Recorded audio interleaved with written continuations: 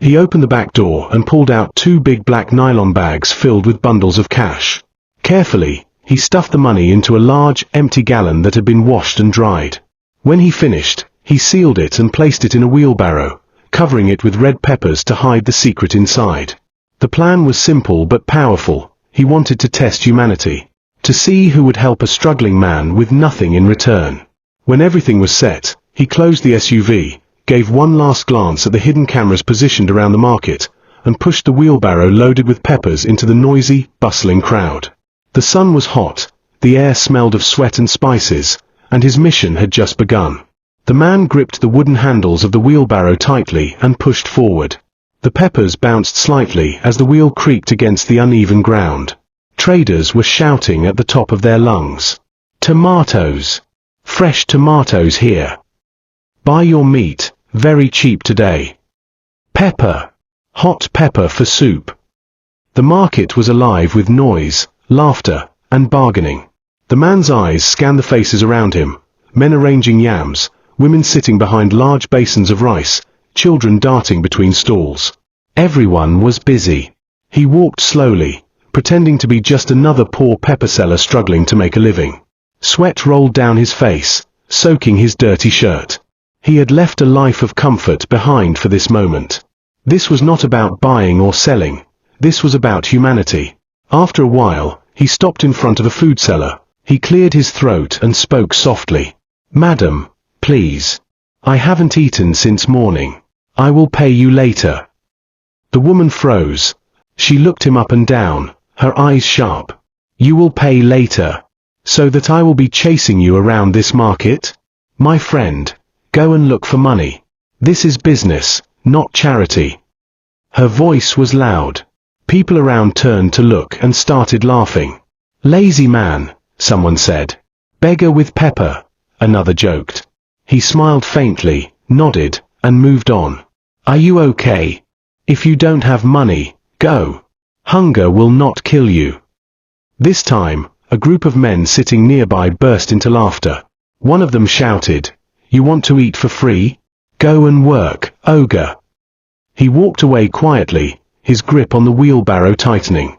The rejections continued. He asked a woman frying a kara. She chased him away with a spatula. He asked a man selling water, and not one person offered him a single grain of rice or even a sip of water. Some ignored him completely, others mocked him. Children ran behind him shouting, "Pepper seller beggar! Pepper seller beggar!" His heart grew heavy. This was worse than he imagined.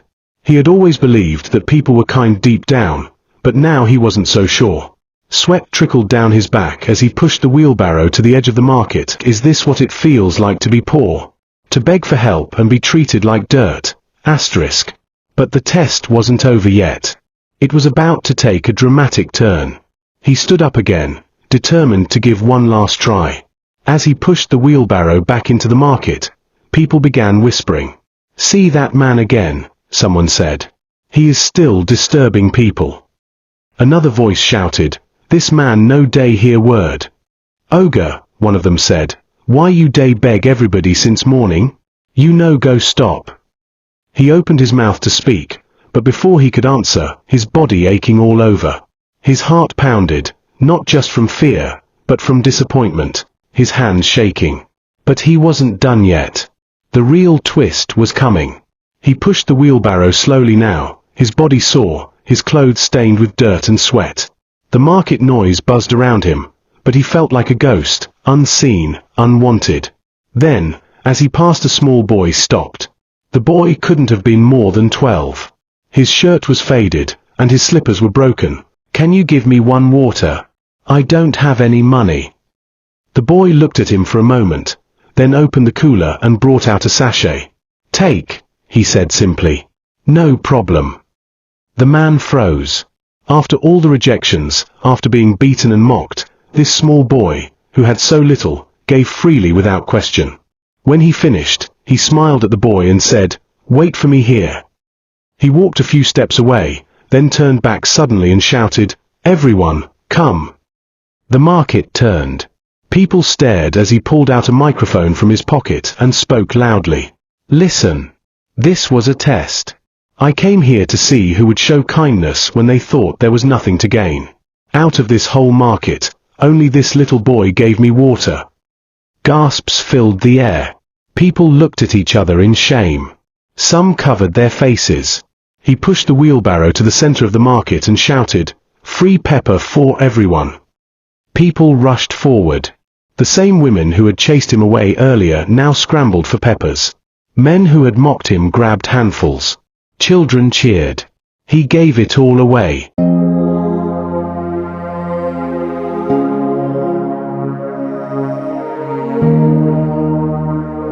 When the wheelbarrow was empty, he turned back to the boy. He reached into the gallon and pulled out bundles of cash, crisp notes tied neatly. He stacked them in the boy's hands until they nearly fell. "This is for you," he said softly. "More than 5 bundles, over 1 million naira. Because you gave when you had little. Never stop being kind." The boy stood frozen, tears streaming down his cheeks. Sir, this is too much." The man smiled and knelt so he was eye level with the boy. "No. It's not enough for the heart you have." The crowd erupted in cheers. Some clapped, others shouted in disbelief. Many wept silently, their earlier cruelty burning in their hearts. The man hugged the boy, stood up, and walked away slowly as the cameras zoomed in. His disguise was no longer needed. The lesson was clear: kindness costs nothing, but its reward is beyond measure. And in the middle of that noisy marketplace, a little boy with a cooler of water became a millionaire. "Come with me. Call your siblings too." And soon they were all hurrying back toward the black SUV that now gleamed under the afternoon sun like a chariot of destiny.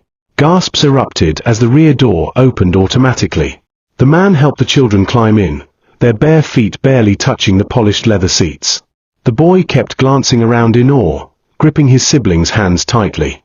The car started smoothly, rolling out of the market while stunned traders watched in silence. The man stepped out first, followed by the 3 children. The woman's eyes widened, her hands trembling as soapy water dripped onto the ground. "Good afternoon, Ma," the man greeted politely. "Your son helped me today when nobody else would. And because of his kindness, I want to bless your family." She stared, speechless, as he opened the car door and brought out the bundles of cash, more money than she had ever seen in her life. He placed them in her hands gently. "This is for you," he said softly. "Take care of these children. They are angels." Tears streamed down her face as she fell to her knees, crying prayers of gratitude. The children hugged her tightly, laughing through their tears. The man smiled one last time, returned to his SUV, and drove away slowly. Behind him,